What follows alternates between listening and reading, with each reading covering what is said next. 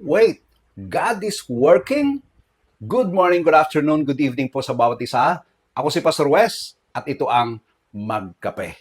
Feeling mo ba parang walang ginagawa ang ating pong Panginoong Diyos? You've been praying pero parang nothing is changing, di ba? What if habang feeling mo tahimik ang ating pong Panginoong Diyos, He's actually working behind the scene? Yan yung devotion namin kanina sa Magkape.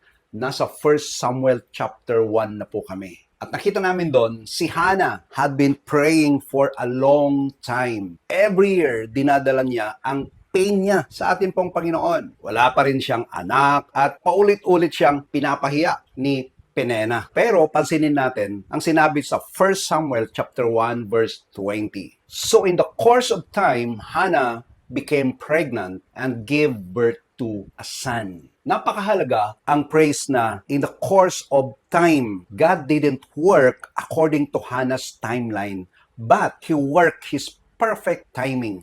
Tatandaan niyo po yan. This is the bigger picture. Habang si Hannah was praying for a son, God was preparing Samuel. Si Samuel kasi, yun yung pangalan ng magiging anak niya. So, ano yung piniprepare ng Panginoon? Siya ay maging prophet who would lead Israel at i-anoint ni David. In other words, God was doing something bigger than Hannah could see. Ganito rin ang encouragement sa Romans chapter 8 verse 28. Basahin ko po sa inyo. And we know that in all things God works for good of those who love Him.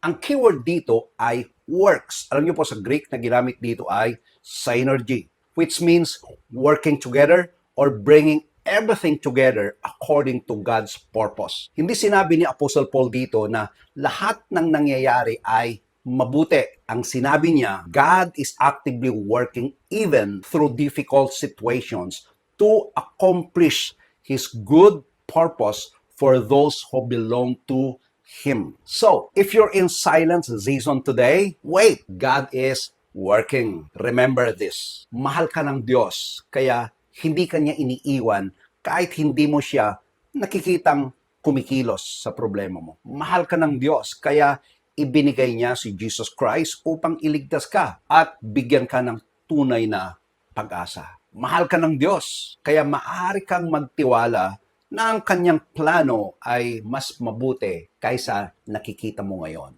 Kung may kakilala kang nagtatanong, how to get to heaven? Mayroon po akong link diyan sa description, i-copy mo yon at isend sa kanya. Again, ako si Pastor Wes, na laging nagsasabing, be an inspiration at solusyon po. Ingat po kayo. God bless everyone. Bye.